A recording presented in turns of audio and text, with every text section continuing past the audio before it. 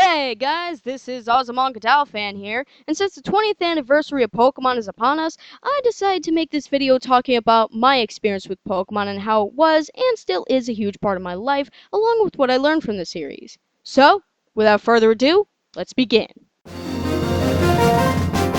Now, I was very young when I was first introduced to Pokemon. I think I was around 4 or 5 years old at the time.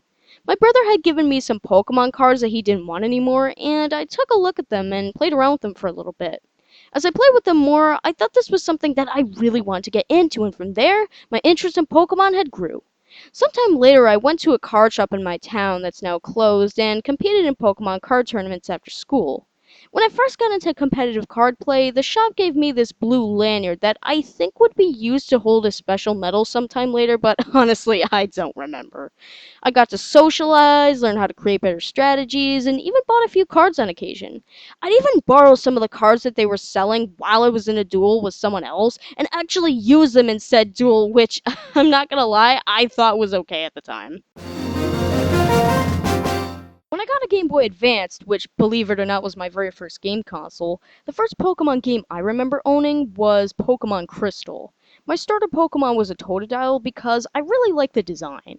It was small and cute, yet it was really tough with its big jaws. I got incredibly attached to this game, so much in fact, that when I lost my Crystal cartridge at recess in like 2nd grade, I got depressed and even went as far as to make missing posters for it. I eventually got another copy of Pokemon Crystal, and all was happy once again. But then, everything changed when the Saliva Nation attacked. You see, people used to blow into the cartridges to make them work, but I thought I was going one step beyond by actually spitting into the cartridge. For a while this seemed to work out well, but eventually it ruined the game. I did this with not only my Crystal cartridge, but with my Blue Rescue Team card and Emerald card as well. And yes, ladies and gentlemen, many tears were shed, and learning did not occur. Thankfully, my Leaf Green, Blue, and Yellow cards have survived, along with Pokemon Pinball, Pokemon TCG the video game, and some Game Boy video cards of certain Pokemon anime episodes. Hooray! The last physical Pokemon games I remember owning were both Diamond and Pearl, which are forever lost along with my DSi. Come back, buddy! I got Diamond for my 9th birthday, and I was really excited because I actually played a copy of the game that one of my friends had at recess, and I thought it was awesome with all the new Pokemon and content that hadn't been featured before in other games, so as you could tell, I was really excited for it. I did play a little bit of Pokemon Black and White, but it was on an emulator, and even then, I barely got halfway through the game due to the great computer crash of 2012. Remember, never use AVG as your go-to antivirus program. When it came to the anime, I used to watch episodes of the older series like the Indigo League and Johto Journeys on Boomerang back when they still aired them. I admit, when I was a kid, I kinda had a crush on Misty. I think this was because I had a lot in common with her in terms of personality. For example, I was a bit of a tomboy back then, and even now I still retain some of those traits. I was also afraid of insects and birds, and I really didn't like to wear dresses and skirts and whatnot, so as you can tell, I found her to be a very relatable character. I think one of my favorite episodes from the Indigo League series was definitely the one where Ash and the gang meet Sabrina for the first time. You see, in the games, Sabrina doesn't really have much to her character outside of being a psychic type trainer, but in the anime, they really do a great job of expanding upon her character. For example, because she's so obsessed with developing her psychic powers, she actually splits into two entities, with one being cold and emotionless, and the other being childlike and friendly. She also has the ability to not only shrink people down, but to also turn them into dolls, which I thought was pretty scary. I also watched the Advanced Generation and a few episodes of the Diamond and Pearl series. I haven't seen the new X and Y series, nor have I seen any other series after Diamond and Pearl, so I honestly can't comment on those. I do remember owning a few of the Indigo League episodes on VHS. Those episodes included I Choose You, the one with the fighting Pokemon tournament, the episode where Ash battles Lieutenant Surge, and I think I own the Mount Moon episode as well, though I could be mistaking it for the Aerodactyl episode. I also owned a few Pokemon movies on VHS and DVD. The ones I owned on VHS were the first movie, Mewtwo Strikes Back, Spell of the Unknown, and Pokemon 2000. My favorite of these movies was definitely Spell of the Unknown because I recall enjoying the story and even some of the characters like Molly and that father that comes back to life at the end. Man, I thought it was awesome. When I was a kid, I was often dropped off at this babysitter's house during the summer. They had a pool, and we'd sometimes even go to the movies. Every time I went there, I almost always brought with me Spell of the Unknown. It was a good movie to put on when I'd be drying off from swimming. I later got the Lucario movie on DVD, and I remember watching it over and over again, and I thought it was just as good as Spell of the Unknown. I remember the great animation and battles. I remember seeing Lucario and Weavile for the first time. Hell, I even remember having to pay like $16 for the DVD at Toys R Us, which wasn't a bad price because it came with all sorts of stuff, like a short comic, for example. I also thought this movie answered my question of what a Pokepole was.